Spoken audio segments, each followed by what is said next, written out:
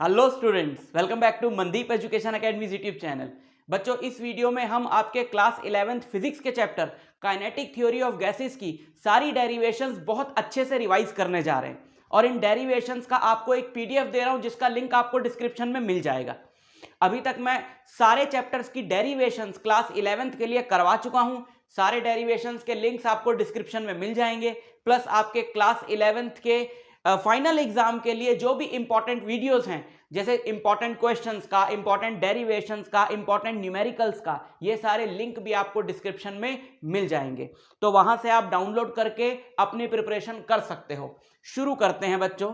जो इसमें जो पहली डेरिवेशन है, pressure due to an ideal gas, ये तो आपके कोर्स में ही अगर हम लोग टॉप 10 डेरिवेशंस की बात करें तो ये उसमें आती है। तो ये बहुत इंपॉर्टेंट डेरिवेशन है। इस डेरिवेशन के अंदर हम एक आइडियल गैस जो किसी कंटेनर में है तो वो अपने कंटेनर के वॉल्स पे क्या प्रेशर एक्सर्ट करेगी उसका डेरिवेशन करने वाले हैं। ठीक, तो स्टार्ट करते हैं बच्चों।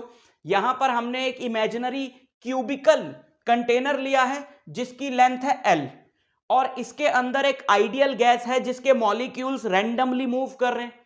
हम इसको डिराइव करते हुए kinetic molecular theory of gases के पोस्टुलेट्स को यूज करने वाले हैं। जरूरी नहीं है कि आपको kinetic molecular theory of gas पता हो तभी आप इसको डिराइव कर पाओगे।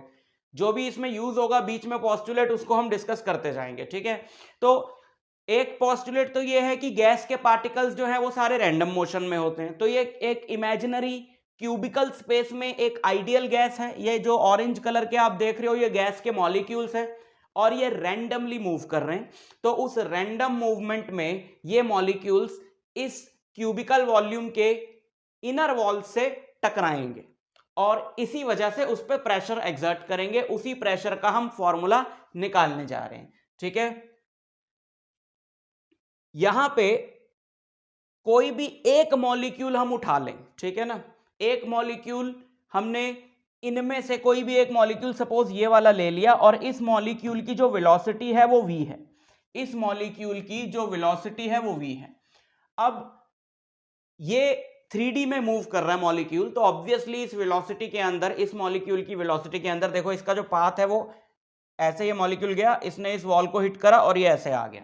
तो इस वेलोसिटी v में तीनों कंपोनेंट्स होंगे i j k, क्योंकि ये 3D में मूव कर रहा है। ठीक है, तो मान लेते हैं इसका जो x कंपोनेंट है वो vx है, तो vx i cap plus y component vy मान लेते हैं vy j cap plus vz k cap. ठीक है, ये इसकी वेलोसिटी होगी वेक्टर, ये इसका वेलोसिटी वेक्टर होगा। और इसका मैग्नीट्यूड क्या होगा भैया? मैग्नीट्यूड क्या होता है वेक्टर का? वेक्टर का मैग्नीट्यूड होता है, इसका मैग्नीट्यूड होगा, यहां लिख देता हूं क्योंकि ये डेरिवेशन में नहीं यूज होगा, सिर्फ आपको समझाने के लिए चीजें। इसका मैग्नीट्यूड होगा under root v x square plus v y square plus v z square, है ना, इसका मैग्नीट्यूड होगा ये। ठीक, तो क्लियर हो गई बात। अच्छा, हम जब डिराइव करेंगे स्टार्टिंग में तो सपोज हम इसका सिर्फ एक्स कंपोनेंट लेके चल रहे हैं, वाई और जेड की भी बात करेंगे, but to make things easy हम इसका सिर्फ x कंपोनेंट अभी के लिए लेके चलते हैं। We will talk just about the x component. ठीक है, तो ये मॉलिक्यूल एक्चुअल में तो ऐसे जाके ऐसे आ रहा है, but let's discuss only the x component of the motion. ठीक है, तो क्या होगा, मान लेते हैं हर एक मॉलिक्यूल का मास m है, क्योंकि गैस है तो उसके सारे, एक ही गैस है उसके सारे मॉलिक्यूल्स आइडेंटिकल होंगे, तो मान लेते हैं मास है m और number of molecules per unit volume जो है वो n है, small n, number of molecules per unit volume. ठीक है, consider a molecule with velocity v with velocity components vx vy and vz, मैंने बता दिया। तो ये मॉलिक्यूल जो है इस वॉल को हिट कर रहा है ABCD को। ठीक है, तो x एक्सिस के अलोंग इसका जो कंपोनेंट मोमेंटम हुआ अलोंग द x एक्सिस, मैंने बोला सिर्फ x कंपोनेंट को हम अभी डिस्कस करेंगे, बाकी छोड़ दो। तो x एक्सिस के अलोंग इसका जो मोमेंटम हुआ बच्चों वो m इंटू vx हुआ। और अब काइनेटिक मॉलिक्यूलर थ्योरी में एक और इंपॉर्टेंट पोस्टुलेट है कि ये जो कोलिजन्स होती है ना मॉलिक्यूल्स की आपस में भी और गैस की वॉल के साथ भी, ये जो कोलिजन्स होती हैं परफेक्टली इलास्टिक होती हैं। तो क्या होगा कि ये मॉलिक्यूल जब वॉल को हिट करेगा तो वापस पलटेगा, ठीक है, वापस पलटेगा तो उसके मोमेंटम में कोई चेंज नहीं होगा, बिकॉज परफेक्टली इलास्टिक कोलिजन में मोमेंटम चेंज नहीं होता। तो ये गया mvx से और वापस आया mvx से, तो इसने डायरेक्शन बदल ली ना, तो हम इसके जो वापसी वाला मोमेंटम है उसको माइनस mvx लेंगे। ठीक है, अब क्या कहती है परफेक्टली इलास्टिक कोलिजन की, कोलाइडिंग बॉडीज का जो मोमेंटम है वो चेंज नहीं होगा। अब कोलाइडिंग बॉडीज जो हैं वो क्या हैं? कोलाइडिंग बॉडी एक तो वॉल है, दूसरा मॉलिक्यूल है, तो वॉल और मॉलिक्यूल का मिला के जो मोमेंटम है वो चेंज नहीं होगा। मॉलिक्यूल का कितना मोमेंटम चेंज हुआ? फाइनल मोमेंटम मॉलिक्यूल का क्या था? माइनस mvx, इनिशियल मोमेंटम था mvx, तो फाइनल माइनस इनिशियल किया तो माइनस 2mvx, है ना। पर ये चेंज कैसे हो गया? ये तो चेंज नहीं होना चाहिए था।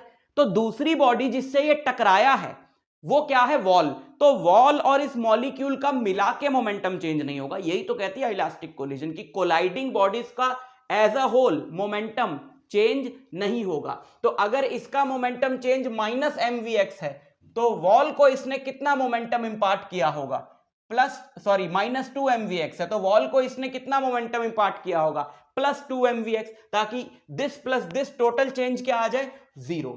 सो this is the momentum imparted by one molecule to the wall. देखो हम क्या निकाल रहे हैं, हम निकाल रहे हैं pressure exerted by the molecule on the wall, है ना। Pressure exerted by the molecule on the wall. अब प्रेशर क्या होता है? प्रेशर होता है फोर्स अपॉन एरिया, फोर्स होता है rate of change of momentum, है ना। तो इस तरीके से जा रहे हैं, समझने की कोशिश करो। So that's why we are starting with the momentum part. तो मोमेंटम से हम फोर्स निकाल लेंगे और फोर्स से हम प्रेशर निकाल लेंगे। ठीक, तो एक मॉलिक्यूल वॉल को इतना मोमेंटम इंपार्ट करता है, एक मॉलिक्यूल, समझे। अगर ये वॉल को हिट कर रहा है तो मोमेंटम इंपार्ट कर रहा है, उस मोमेंटम से हम निकालेंगे कि फोर्स कितनी इंपार्ट कर रहा है, फोर्स से हम निकालेंगे प्रेशर कितना डाल रहा है। ठीक, तो एक मॉलिक्यूल इतना मोमेंटम इंपार्ट करता है। तो लेकिन क्या एक ही मॉलिक्यूल है? नहीं, बहुत सारे मॉलिक्यूल्स हैं, और हम सारे मॉलिक्यूल्स का अगर एक्स एक्सिस के अलोंग वेलोसिटी कंपोनेंट कंसीडर करें तो ऑब्वियसली सारे मॉलिक्यूल्स का एक्स एक्सिस के अलोंग वेलोसिटी कंपोनेंट सेम तो नहीं होगा, डिफरेंट डिफरेंट होगा ना मॉलिक्यूल्स का जो वेलोसिटी कंपोनेंट है एक्स एक्सिस के अलोंग। हम मान लेते हैं कि सारे मॉलिक्यूल्स की जो वेलोसिटी का एवरेज है एक्स के अलोंग वो है vx बार। तो ऑन एन एवरेज सारे मॉलिक्यूल्स मिलके कितना प्रेशर एक्सर्ट करेंगे, कितना मोमेंटम इंपार्ट करेंगे वॉल को? 2m। देखो vx की जगह हमने क्या लगा दिया? vx बार लगा दिया, क्योंकि सारे मॉलिक्यूल्स की बात हो रही। ठीक है, समझ में आई बात? ओके, अब सोचो कितने मॉलिक्यूल्स हिट करेंगे। लेट्स फाइंड एग्जैक्टली कि कितने मॉलिक्यूल्स वॉल को हिट करेंगे। जरा ध्यान से सुनना, अब ये थोड़ा सा आपको यहां पे अपनी कंसंट्रेशन बढ़ानी पड़ेगी। बच्चों देखो, इन सारे मॉलिक्यूल्स की जो एवरेज वेलोसिटी है वो vx बार है। ठीक है, और vx बार से चलता हुआ कोई भी चीज जो vx बार वेलोसिटी से चलेगी वो डेल्टा टी टाइम में कितना डिस्टेंस कवर करेगी? vx bar into delta T, है ना भाई। डिस्टेंस क्या होता है? Speed into time. आप 5 मीटर पर सेकंड से चल रहे हो तो 2 सेकंड में आप कितना आगे जाओगे? 10 मीटर। तो वो आपने कैसे निकाला? 5 इंटू 2 करके निकाला ना। तो ये जो एवरेज वेलोसिटी है मॉलिक्यूल्स की अलोंग द एक्स एक्सिस, ये vx बार है। तो डेल्टा टी टाइम में कितने डिस्टेंस ट्रेवल करेंगे? vx बार डेल्टा टी। यानी कि वही मॉलिक्यूल्स वॉल को डेल्टा टी टाइम में हिट कर सकते हैं जो वॉल से इतने डिस्टेंस पर है। वही मॉलिक्यूल्स वॉल को डेल्टा टी टाइम में हिट कर सकते हैं जो वॉल से इतने डिस्टेंस पर है। समझे बात? देखो जैसे यहां एक दीवार है, यहां पर एक दीवार है सपोज, और इस दीवार की तरफ बहुत सारे लोग भाग रहे हैं, पता नहीं क्यों भाग रहे हैं। ठीक है, इस दीवार की तरफ बहुत सारे लोग भाग रहे हैं, इस तरफ बहुत सारे लोग भाग रहे हैं, और सब 2 मीटर पर सेकंड से भाग रहे हैं। ठीक है, और ये वॉल यहां से सपोज 10 मीटर दूर है।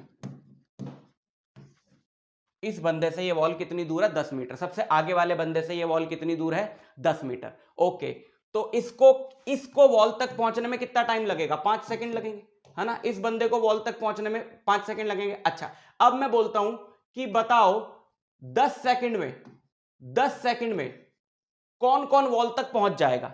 10 सेकंड में कौन कौन वॉल तक पहुंच जाएगा? तो सबकी वेलोसिटी कितनी है? 2 मीटर पर सेकंड। तो 2 इंटू 10 20 मीटर। इस दीवार से 20 मीटर की दूरी के अंदर अंदर जितने भी लोग होंगे, मान लो ये 20 मीटर है, 20 मीटर इतनी दूरी के अंदर अंदर जो भी लोग होंगे वो 10 सेकंड या उससे कम टाइम में दीवार तक पहुंच जाएंगे, क्योंकि यहां से वॉल जो है ये 20 मीटर की दूरी पर है और हर एक बंदे की स्पीड 2 मीटर पर सेकंड है, तो हर बंदे को 10 सेकंड से कम टाइम लगेगा दीवार तक पहुंचने में। समझ गए? यही हम यहां पे कह रहे हैं। हम कह रहे हैं कि डेल्टा टी टाइम में सिर्फ वही मॉलिक्यूल्स वॉल तक पहुंच पाएंगे जो within v x bar delta t distance पर होंगे। मान लेते हैं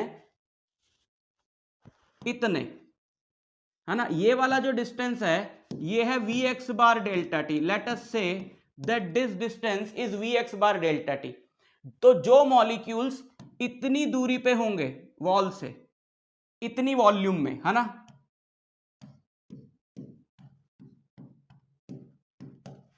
जो मॉलिक्यूल्स इतनी वॉल्यूम में होंगे, only those molecules can hit the wall in time delta T, जो इतनी दूरी पर होंगे वॉल से। क्लियर हो गई ये बात? अच्छा, नहीं तो पॉज करके थोड़ा सा सोच लो इस बारे में जो मैंने बताया, अपना एग्जाम्पल खुद बना लो, ठीक? पर बहुत आसान है ये बात समझनी। सो अच्छा, लेकिन अब एक चीज और, क्या जितने भी मॉलिक्यूल्स इस वॉल्यूम में हैं, हम कह रहे हैं जितने भी मॉलिक्यूल्स इस वॉल्यूम में हैं वो डेल्टा टी टाइम में वॉल को हिट कर सकते हैं, लेकिन जरूरी नहीं है कि जितने भी मॉलिक्यूल्स इस वॉल्यूम में हैं वो सारे वॉल की तरफ ही जा रहे हो, है ना। हो सकता है एक आदमी यहां पर हो जो कि वॉल के बहुत पास है, तो हम बोलेंगे 10 सेकंड के अंदर अंदर दीवार को हिट करेगा, लेकिन हो सकता है वो इधर भाग रहा हो सॉरी हो सकता है यहां पर एक आदमी है जो इधर जा रहा है, तो वो इस 20 मीटर की दूरी के अंदर अंदर होते हुए भी 10 सेकंड में दीवार को हिट नहीं करेगा, क्योंकि वो अपोजिट डायरेक्शन में जा रहा है ना। तो हम ये कह रहे हैं कि इतनी वॉल्यूम में जितने मॉलिक्यूल्स हैं वो वॉल को हिट कर सकते हैं, लेकिन करेंगे कि नहीं करेंगे? तो अब kinetic molecular theory of gases ये कहती है कि गैस के मॉलिक्यूल्स जो हैं वो रैंडम मोशन में होते हैं। अब रैंडम मोशन का क्या मतलब है कि हम प्रिडिक्ट ही नहीं कर सकते कि ये मॉलिक्यूल अभी इधर जा रहा है तो इधर भी मुड़ सकता है, इधर भी मुड़ सकता है, इधर भी मुड़ सकता है, बिल्कुल रैंडम मोशन है। हम नहीं जानते अगले ही सेकंड इसके साथ क्या होगा, बिल्कुल रैंडम मोशन। लेकिन अभी हम 3D की बात ही नहीं कर रहे, हम तो 1D की बात कर रहे हैं। So there are only 2 possibilities, या तो ये इधर जा सकता है या इधर जा सकता है ना। और क्योंकि रैंडम मोशन का मतलब क्या है कि हम प्रिडिक्ट ही नहीं कर सकते, हर चीज का चांस बराबर है, तो हम ये मानेंगे कि इस वॉल्यूम में जितने भी मॉलिक्यूल्स हैं उसमें से आधे वॉल की तरफ जा रहे हैं, आधे इधर जा रहे हैं। ठीक, ओके, क्लियर हो गई? अच्छा, इसका मतलब है इतनी वॉल्यूम में जितने भी मॉलिक्यूल्स हैं उनके आधे मॉलिक्यूल्स डेल्टा टी टाइम में वॉल को हिट करेंगे। ओके, तो इतनी वॉल्यूम में कितने मॉलिक्यूल्स होंगे? इसकी लेंथ कितनी है? इसकी लेंथ है इतनी, इसकी ब्रेड्थ है L, इसकी हाइट भी है L, क्योंकि ये जो क्यूब है इसकी लेंथ, एज लेंथ जो है वो L है ना, तो ये भी L है, ये भी L है, ये Vx into delta T.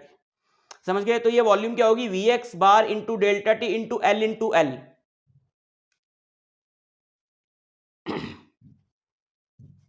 Vx bar into delta t into L into L, यानी L स्क्वायर। तो ये तो उस पार्ट का वॉल्यूम हो गया, और number of molecules per unit volume है N, number of molecules per unit volume है N, तो उतने पार्ट में कितने मॉलिक्यूल्स हुए? N इंटू Vx बार डेल्टा टी L स्क्वायर, और इसके आधे जो है वो वॉल की तरफ जा रहे हैं, है ना। तो एक्चुअल में कितने मॉलिक्यूल्स डेल्टा टी टाइम में वॉल को हिट करेंगे? इतने मॉलिक्यूल्स डेल्टा टी टाइम में वॉल को हिट करेंगे। एक मॉलिक्यूल वॉल पे कितना मोमेंटम इंपार्ट कर रहा है? इतना मोमेंटम इंपार्ट कर रहा है, तो ये सारे मिलके डेल्टा टी टाइम में वॉल पे कितना मोमेंटम इंपार्ट करेंगे? दिस इंटू दिस, इनको मल्टीप्लाई करके ये आएगा, क्योंकि यहां पर 2 से 2 कट जाएगा। ठीक है, तो mn vx bar square delta t L square, so this is the total momentum imparted on the wall. और फोर्स क्या होता है? Rate of change of momentum. तो force exerted on the wall, this divided by time, rate of change of momentum मतलब momentum by time, तो delta t से delta t cut गया, ये बचा। अच्छा, प्रेशर क्या होता है? फोर्स अपॉन एरिया, है ना। तो फोर्स क्या है? फोर्स तो ये आ गई। एरिया क्या है वॉल का? वॉल का एरिया है, वॉल क्या है? वॉल तो स्क्वायर है ना, ये जो वॉल है ये क्या है? ये स्क्वायर है ना, तो इसका एरिया क्या है? L square. तो L स्क्वायर से इसको डिवाइड कर दिया, सो L स्क्वायर से L स्क्वायर भी कट गया, L स्क्वायर से L स्क्वायर भी कट गया, फाइनली हमारे पास ये बचा। सो this is the x, this is Px। अभी सिर्फ x एक्सिस की बात हो रही है ना, x की साइड वाला प्रेशर है ये, और सिमिलरली अब y के लिए अलग से नहीं करेंगे, ऑब्वियसली ये y के लिए भी सारी कहानी यही होगी, z के लिए भी सारी कहानी यही होगी, तो हम ये बोल सकते हैं कि px ये है, py क्या होगा mn vy स्क्वायर, pz क्या होगा वो, ठीक। अच्छा, और अभी हमने पीछे क्या लिखा, अब ध्यान से देखना जरा, अभी हमने पीछे क्या लिखा, मैं येलो से ही लिख रहा हूं, डेरिवेशन का पार्ट नहीं है ना। अभी हमने पीछे क्या लिखा था, v square equal to vx square plus vy square plus vz square, है ना, ये लिखा था पीछे। v का जो मॉड्यूलस है, मैग्नीट्यूड है, ये रूट हटा दो तो स्क्वायर स्क्वायर स्क्वायर स्क्वायर, है ना। अच्छा, अगर ये तो एक मॉलिक्यूल का हो गया, लेकिन अगर मैं सारे मॉलिक्यूल्स के x का एवरेज ले रहा हूं, y का एवरेज ले रहा हूं, z का एवरेज ले रहा हूं, तो इसका भी क्या हो गया, इसका भी मुझे फिर क्या लेना पड़ेगा, एवरेज लेना पड़ेगा, है ना। और क्योंकि अब फिर से बात करते हैं, क्योंकि रैंडम मोशन है तो हमारे पास कोई रीजन नहीं है ये मानने का कि vx vy और vz जो हैं वो डिफरेंट होंगे, वो सेम होंगे, है ना। अगर आपको पता है कि यार y की तरफ ज्यादा वेलोसिटी है तो रैंडमनेस कहां हुई, आपको तो फिर पता है कि y की तरफ उसकी वेलोसिटी ज्यादा है, तो अपने कुछ पता ही नहीं है, तो ये तीनों बराबर हैं, ये तीनों बराबर है, इसको भी vx, इसको भी vx, इसको भी vx लिखा, तो 3 टाइम्स vx बार का स्क्वायर इक्वल टू v बार का स्क्वायर, तो vx बार का स्क्वायर इक्वल टू 1/3 v बार का स्क्वायर। तो अगर हम यहां पे vx बार स्क्वायर की जगह 1/3 v बार स्क्वायर डाल दें तो ये फॉर्मूला ये बन जाएगा, और mn की जगह हमने रो डाल दिया, because m is what, m is the mass of one molecule and n is number of molecules per unit volume, so this will give us m into n, mass per unit volume. Mass per unit volume का formula, मास per unit volume क्या होती है, density, तो ये आ गया pressure. लेकिन तो ये यहां तक आपने डिराइव करना है, लेकिन थोड़ा सा डिस्कस करते हैं ये क्या मिला हमें। ये बच्चों this is called root mean square velocity, RMS velocity. इसलिए आप देखोगे कि यही फॉर्मूला बहुत सारी बुक्स में आपको इस तरीके से भी मिलेगा, P equal to 1/3 rho V RMS का स्क्वायर, या इस V RMS को हम C से डिनोट करते हैं, स्मॉल c से। इसको रूट मीन स्क्वायर वेलोसिटी क्यों बोलते हैं, क्योंकि ये सारे मॉलिक्यूल्स की वेलोसिटी के स्क्वायर के मीन का रूट होता है। कैसे, ये क्या है, Vx क्या है, Vx क्या है, Vx जो है वो पहले वाले के x कंपोनेंट प्लस दूसरे वाले के x component up to nth वाले के x कंपोनेंट का मीन है ना। सिमिलरली Vy क्या है, Vy है फर्स्ट वाले के y कंपोनेंट प्लस सेकंड वाले के y कंपोनेंट, थर्ड वाले के y कंपोनेंट, उसका मीन है z। अब ये तीनों वैल्यूज जब आप रखोगे Vx एवरेज, जब तो तीनों वैल्यूज यहां रखोगे, डेरिवेशन में आपको एक्सप्लेन नहीं करना, आपका काम तो हो गया, मैं जस्ट आपके लिए बता, जब ये तीनों वैल्यूज यहां रखोगे, ठीक है, तो क्या आएगा, v1x whole square plus v1y whole square plus v1z whole square plus v2x whole square plus v2y whole square plus v2z whole square, इस तरीके से आएगा, है ना। तो v1x whole square whole square plus v1y whole square plus v1z whole square जो होगा v1 का मैग्नीट्यूड होगा, 2 वाला सेकंड का होगा, है ना।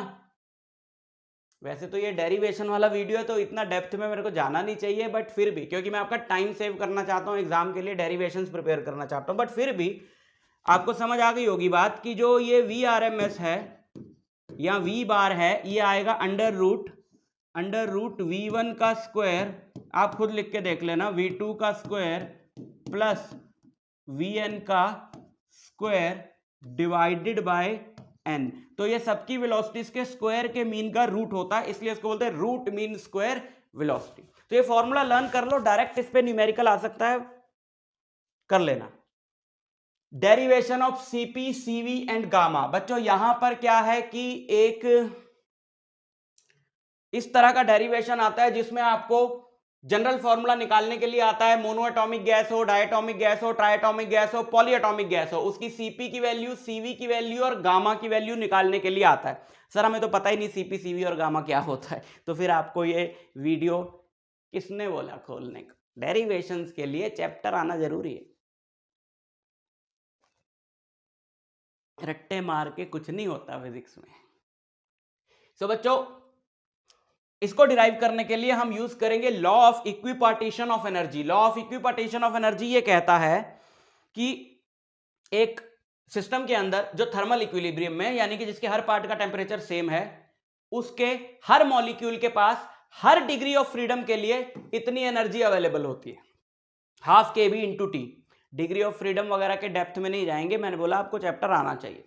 Half k B into T, k B is the Boltzmann constant, k B होता है बोल्ट्जमैन कांस्टेंट, बोल्ट्जमैन कांस्टेंट होता है R, universal gas constant by Avogadro number Na।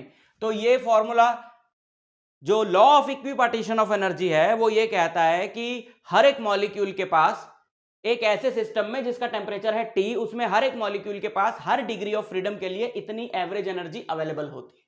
ठीक है, अगर उस गैस का डिग्री ऑफ फ्रीडम n हो तो हर एक मॉलिक्यूल के पास जो टोटल एनर्जी अवेलेबल होगी वो ये होगी, n से मल्टीप्लाई कर दिया, वो तो एक मॉलिक्यूल के लिए था ना फॉर्मूला, यहां n से मल्टीप्लाई कर दिया। Kb होता है R बाय Na, वो यहां पे हमने रख दिया, तो ये आ गई एक मॉलिक्यूल की। एक मोल की एनर्जी क्या होगी, इसको Na से मल्टीप्लाई कर दिया, Na से Na कट गया, ये होगी। So this is the internal energy of 1 mole of the gas n/2 RT, where n is degree of freedom. और आप जानते हो कि dq जो है वो du प्लस pdv होता है, मतलब dq जो है वो du प्लस dw होता है फर्स्ट लॉ ऑफ थर्मोडायनेमिक्स से, और dw pdv होता है ना। तो हमने कांस्टेंट वॉल्यूम की अगर हम बात करें तो हमने dv को तो जीरो रख दिया बिकॉज वॉल्यूम कांस्टेंट है, और dq क्या होता है, dq होता है nCdt, है ना, dq होता है nCdt, लेकिन n तो 1 है क्योंकि 1 मोल की बात चल रही है ना अभी तो, और C की जगह CV रख दिया, molar heat capacity at constant volume, क्योंकि कांस्टेंट वॉल्यूम की बात हो रही है। तो पिछली वाली इक्वेशन में dv को अगर आपने जीरो रख दिया, dv को जीरो रख दिया और dq को nCV/dt रख दिया, तो आपको du की वैल्यू मिल जाएगी ना nCV/dt, और CV क्या होगा, CV होगा du/dt, CV होगा du/dt। du/dt मतलब u अभी जो हमने पीछे निकाला था उसका डेरिवेटिव, वो था n/2 RT, तो n/2 R कांस्टेंट है, बाहर आ गया dt/dt, सो CV की वैल्यू आ गई n/2 R। ठीक है, n is degree of freedom, जैसे degree of freedom monoatomic gas की 3 होती है, डायटॉमिक की 5 होती है, इस तरीके से वो वैल्यूज यहां डाल दोगे, और आप जानते हो Cp माइनस CV R होता है, तो Cp हो गया CV प्लस R, तो यहां पे आपने CV प्लस R कर दिया, R कॉमन आ गया, तो ये वैल्यू मिल गई Cp की। हो सकता है आपको क्वेश्चन में वो अलग से बोल दे कि भाई डायटॉमिक गैस के लिए डिराइव करो सारी वैल्यू Cp CV, तो आप n को पहले से ही 5 लेके चलो स्टार्टिंग से ही, ठीक है, n को n मत रखो। और गामा होता है Cp/Cv, निकाला नहीं यहां, गामा होता है Cp/Cv, तो गामा यहां निकाल लो आप Cp/Cv करके, ये Cp की वैल्यू है R into n/2 plus 1 by CV nR/2, R से R कट गया, n/2 divided by n/2 plus ये n/2 इसके नीचे भी जाएगा और उसके नीचे भी जाएगा, 1 बाय n/2, सो n/2 से n/2 कट गया, 1 plus 2 by n, this is gamma, 1 plus 2 by n। ठीक है, तो ये वैल्यूज आपको याद रखनी है, ये डेरिवेशन आपको याद रखना है। एग्जाम्पल यहां पे हमने ले लिया है कि जैसे try atomic linear gas molecule के लिए N7 होता है, नॉन लीनियर के लिए N6 होता है, लीनियर के लिए N7 होता है, हाँ, सो गामा ऐसे निकाल सकते हैं। ठीक है, just for example. Mean free path क्या होता है बच्चों, एक गैस का मॉलिक्यूल रैंडम मोशन में है, तो उस रैंडम मोशन के दौरान वो बाकी के मॉलिक्यूल से टकराता हुआ जाता है ना, बाकी के मॉलिक्यूल्स को हिट करता हुआ जाता है, तो दो कोलिजन्स के बीच में जो वो मॉलिक्यूल पाथ ट्रेवल करता है उसको बोलते हैं फ्री पाथ। और अगर सारे फ्री पाथ्स का एवरेज ले लो एक डेल्टा टी टाइम के लिए, सो that is called mean free path, है ना, समझे, जैसे ये मॉलिक्यूल जा रहा है, ये गैस का मॉलिक्यूल जा रहा है, फिर ये यहाँ एक मॉलिक्यूल से टकराया, फिर ये इधर मुड़ गया, फिर यहाँ टकराया, फिर इधर मुड़ गया, फिर यहाँ टकराया, इधर मुड़ गया, फिर यहाँ टकराया, फिर यहाँ टकराया, फिर यहाँ टकराया, फिर ऐसे। तो ये है लैम्डा 1। फ्री पाथ को हम लोग लैम्डा से डिनोट करते हैं। ये लैम्डा 2, ये लैम्डा 3, लैम्डा 4, लैम्डा 5, लैम्डा 6, ऐसे। तो lambda is the mean free path which is lambda 1 plus lambda 2 plus lambda 3 up to lambda n divided by n, इन सारे फ्री पाथ्स का एवरेज। ठीक, कैसे निकालेंगे? ये हमारा एक ये गैस है, ये गैस का एक मॉलिक्यूल है, ये दूसरा मॉलिक्यूल है, ये तीसरा मॉलिक्यूल है। तो गैस के सारे मॉलिक्यूल्स आइडेंटिकल होते हैं। अब मान लो जो गैस का मॉलिक्यूल है ये v वेलोसिटी से जा रहा है और इसका जो डायमीटर है वो d है, इसका जो डायमीटर है वो d है। तो सोचो ये चलता चलता चलता चलता चलता यहां पे इन दोनों मॉलिक्यूल्स को जस्ट टच करता हुआ निकलेगा। ये चलता चलता चलता ऐसे चलता हुआ इन दोनों मॉलिक्यूल्स को जस्ट टच करता हुआ निकलेगा। लेकिन अगर यहां पर एक ऐसा मॉलिक्यूल होता ऐसा, तो ये मॉलिक्यूल इसको तो हिट करता, और यहां पर एक मॉलिक्यूल है सपोज, तो ये मॉलिक्यूल इसको मिस करता। तो इसका मतलब है जितने भी मॉलिक्यूल्स, अब देखो जिनको ये टच करता हुआ जा रहा है, इस वाले को, इस वाले मॉलिक्यूल को और इस वाले मॉलिक्यूल को ये टच करता हुआ जा रहा है ना, जब ये यहां पहुंचेगा तो सीन कुछ ऐसा होगा। तो इन दोनों के बीच का जो डिस्टेंस है वो क्या होगा? क्योंकि ये दोनों आइडेंटिकल है, दोनों का डायमीटर सेम है, तो ये है रेडियस प्लस रेडियस। तो इन दोनों के सेंटर के बीच का जो डिस्टेंस है वो d है।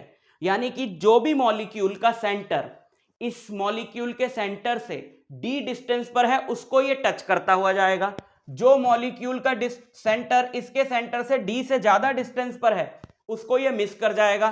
और ये वाला जो मॉलिक्यूल है देखो, जिसको ये हिट करेगा, ये वाला जो मॉलिक्यूल है जिसको ये हिट करेगा, उसका सेंटर, इसको हिट करेगा ना ये, तो उसका सेंटर इसके सेंटर से d से कम डिस्टेंस पर है ना। एक बार फिर बताऊं, जिन मॉलिक्यूल्स का सेंटर इसके सेंटर से d डिस्टेंस पर है उनको ये टच करेगा, जिनका सेंटर इसके सेंटर से d से ज्यादा डिस्टेंस पे उनको मिस करेगा, जिनका सेंटर इसके सेंटर से d से कम डिस्टेंस पर है उनको ये हिट करेगा। तो अपने सेंटर से d डिस्टेंस पर 3D में जितने भी मॉलिक्यूल्स के सेंटर्स हैं उनको ये हिट करेगा। तो आप एक सिलेंडर इमेजिन करो, इसके अराउंड d रेडियस का ये पूरा सिलेंडर, इस वॉल्यूम में जितने भी मॉलिक्यूल्स आएंगे ये सबको क्या करेगा? हिट करेगा। समझ गए? इस मॉलिक्यूल में, इस वॉल्यूम में जितने भी मॉलिक्यूल्स के सेंटर आएंगे ये सबको हिट करेगा। क्लियर? मान लेते हैं इसकी वेलोसिटी है v और यहां से यहां तक डेल्टा टाइम में ये पहुंचा, तो ये लेंथ कितनी हुई? v डेल्टा t, और ये रेडियस है d, तो ये एरिया कितना हुआ? पाई d स्क्वायर। तो ये पूरा वॉल्यूम हुआ पाई d square into v delta t, है ना। ये पूरा वॉल्यूम हुआ, ये पूरा वॉल्यूम हुआ पाई d square into v delta t। और अगर इसमें भी number of molecules per unit volume n है, तो कितने मॉलिक्यूल्स आए इस वॉल्यूम में? n into pi d square v delta t, ये उन सबको हिट करेगा। ठीक, तो ये है number of collisions in time delta t। तो number of collisions per unit time which is also called collision frequency, इसको डेल्टा t से डिवाइड करा ये। तो अगर एक सेकंड में 10 कोलिजन हो रही हैं, अगर एक सेकंड में 10 कोलिजन हो रही हैं, तो दो कोलिजन्स में के बीच का कितना टाइम है एवरेज? अगर एक सेकंड में 10 कोलिजन हो रही तो दो कोलिजन्स के बीच में टाइम है 1/10 सेकंड्स। तो अगर एक सेकंड में इतनी कोलिजन्स हो रही हैं तो दो कोलिजन्स के बीच में जो टाइम लगेगा वो होगा इसका रेसिप्रोकल। तो ये अपने को मिल गया कि दो कोलिजन्स के बीच में मॉलिक्यूल इतना टाइम लेगा। तो दो कोलिजन्स के बीच का डिस्टेंस क्या होगा? डिस्टेंस होता है स्पीड इनटू टाइम। तो मॉलिक्यूल की स्पीड है v, तो इसको v से मल्टीप्लाई कर दो, इसको v से मल्टीप्लाई करा, v से v कट गया और ये आ गया lambda. That is called mean free path. ठीक है, तो ये यहां तक हमने डिराइव करना, बट एक छोटी सी चीज बता देता हूं। इस डेरिवेशन में एक छोटी सी हमने एजम्पशन ली है कि जो बाकी के मॉलिक्यूल्स हैं, इस वाले मॉलिक्यूल को छोड़ के जो चल रहा है, जो बाकी के मॉलिक्यूल्स है वो सारे रेस्ट पे हैं। ऐसा तो नहीं होगा, है ना, वो भी तो मूव कर रहे होंगे। हो सकता है ये वाला मॉलिक्यूल अभी इस वॉल्यूम में हो, लेकिन जब तक ये यहां पहुंचे ये बाहर निकल चुका हो। तो ये चीज तो हमने कंसीडर ही नहीं करी। अगर हम ये भी कंसीडर करते हैं तो फॉर्मूला इससे थोड़ा सा हटके आता है, बस एक √2 नीचे एक्स्ट्रा आता है। So that is the actual formula when we consider that other molecules are also moving, right. बाकी सब ठीक बस चल रहा है। ठीक है, सो यहीं तक आप डिराइव कर दोगे तो भी आपको मार्क्स मिल जाएंगे, कोई दिक्कत नहीं है। तो आप पीडीएफ डाउनलोड कर लो, सारी ये डेरिवेशंस हो गई इस चैप्टर की, उस पीडीएफ में दी हुई है। मैं आपसे मिलता हूं नेक्स्ट लेक्चर में, तब तक के लिए ऑल द वेरी बेस्ट।